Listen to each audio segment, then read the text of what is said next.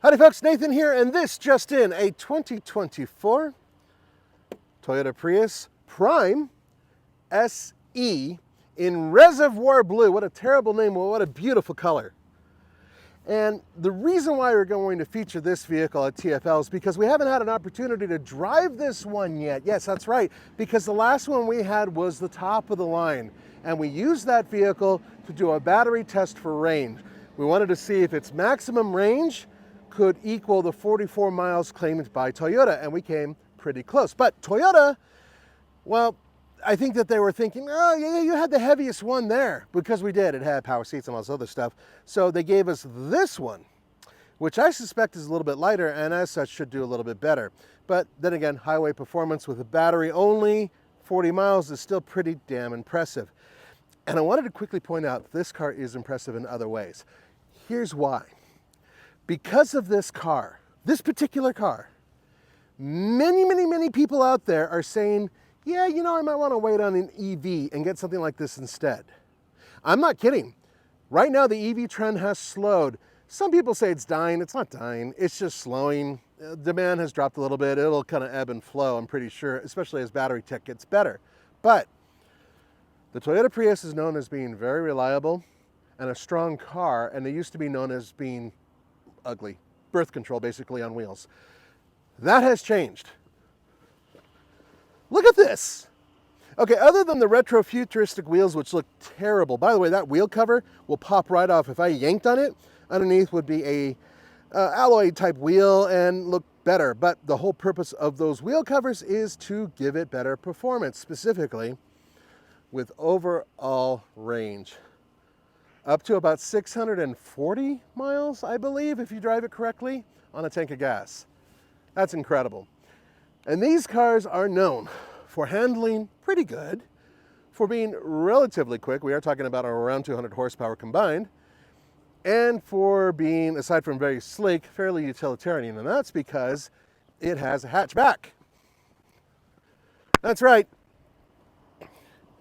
Now, I'm pretty sure, is that a button? No. I got the keys right here, and I cannot figure out a way to open this damn trunk. Okay, here we go. It's right in here. There it is. All right.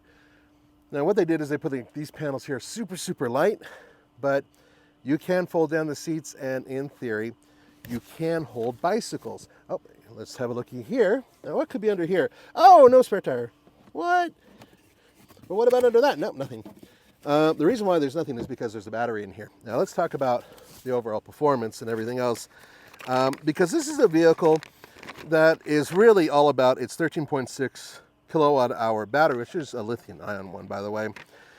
Once again, Toyota says up to 44 miles of range, and we have no reason to doubt them considering we did 40 on the highway in a slightly heavier version of this vehicle, with me, a slightly heavier version of a reviewer driving it. Okay, what about negatives? Well, look at here. I'm about 6'1", just a hair over when I wear boots.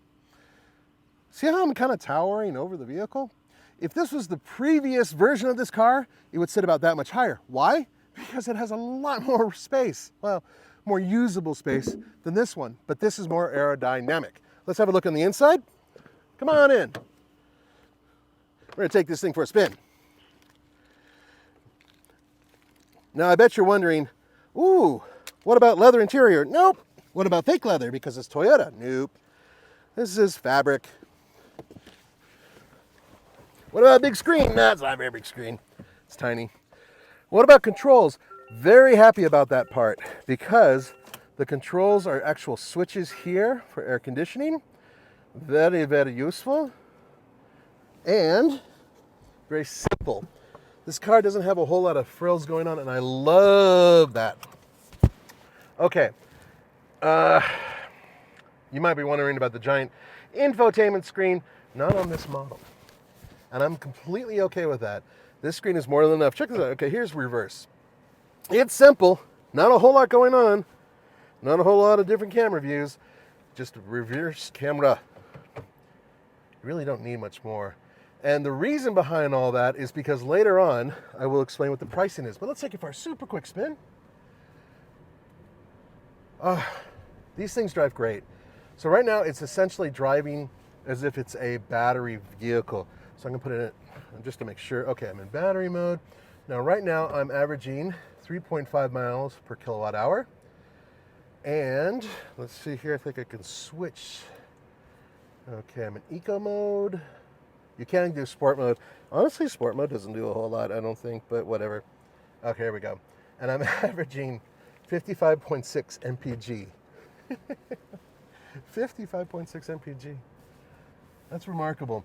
Yes, there was a time when the little tiny 3-cylinder cars could do about that, but they didn't have this type of power or refinement or tech. And the cool thing is, I could drive this all day long as a regular hybrid. There's no need for me to have to do anything else with it. Now, let's go to sport real super quick. Just do this and boom, boom. Okay, I'm in sport. It just says sport. Doesn't really do anything to anything else, right? But here we go, acceleration. Accelerates very linear. And then the best part is that when you're really pushing it, first the electric motor kicks in to get you going, and then the gas engine kicks in. And it kind of combines, it actually combines the horsepower and gives you all 200 plus ponies when you really need them. There's just a fine, simple way. These guys seriously pulled ahead of me as I was being nice. Oh my Lord. We're always polite in Colorado, so I'm not going to say or do anything other than the fact that he has a really ugly tattoo. Okay, so let's keep on going. I'm going to go to normal. Let's go to eco mode. I want to show you the difference here. So it just says eco mode, right? But let's go to the screen here. You can see that. Let's do energy flow. There we go. Now you can clearly see that there's power coming from batteries and power coming from the gas engine. And then, as I accelerate, you can see how that changes. And then the color changes based on the severity of the power, how much I'm demanding, right? Now I let off. When I let off, the regenerative braking system essentially is slowing me down, and it's creating power for the battery. Just pushes it there. Just works a treat. Toyota's been doing this system for many years. And really, there's a very little default about the vehicle, but there are a couple quick things. First of all, I'm not the biggest person, at least height-wise, at TFL. So when Roman drives this, he has to lean his seat back as if he's driving like a Lamborghini or something. And with this windshield rake, it's no surprise. That's a bit of an issue for some people. But there's another one, and that also has to do with its height. And that has to do with a certain type of clientele who would buy this vehicle, that being fat old men like me. So, what's the problem with that? I shall show you when we stop. And by the way, handling, it looks like it's a fast, Ferrari or something like that. But if I throw it around a corner, it has low rolling resistance tires, and they're not really built for super grip. They do just fine. The car is well balanced, and a lot of that weight sits down low, including the battery and the engine, right? But it's still a Prius. So don't expect it to challenge anybody at an SCCA event. SCCA, yeah, I said it right. Or win very many drag races, which we've done with this before, by the way. Nope, you're not going to get any of that. What you're going to get is a vehicle that gives you decent performance, passing power, and incredible gas mileage. And you could, in theory, drive it if you have, let's say, less than a 20-mile commute. You could drive it every day as an electric vehicle, meaning you don't have to pay the man for gas, which is something to talk about. But let's talk about one final thing and get out. And believe it or not, it's not a complaint about price, but cameraman, watch me as I get my fat body out of here. It's about this. I've been in sports cars that are slightly higher than this. It is really low to the ground. But also, in order to get in, you gotta do this. Some people have a problem with that, some people don't. And some people have a real issue with this. Oh God, here we go. Real super quick.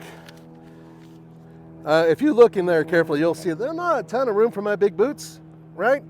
Okay, even little boots, not a whole lot of room, but just enough maybe. All right, 1 foot in. All right, here we go.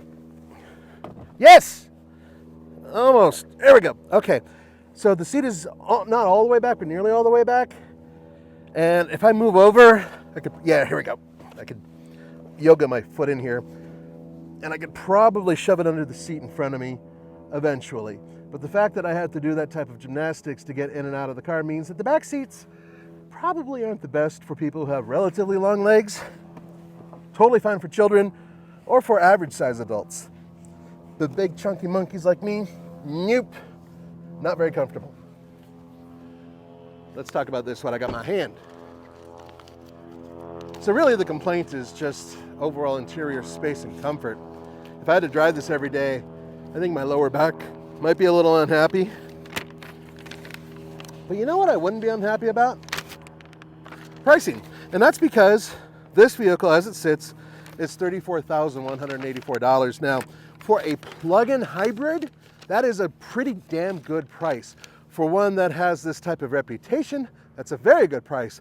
And for one that looks this good, that's an excellent price. I challenge you to find a vehicle in this class that can do better for the price. Anyway, thanks for joining me. Hopefully we'll be driving this a little bit more because I enjoy it. I'll see you later.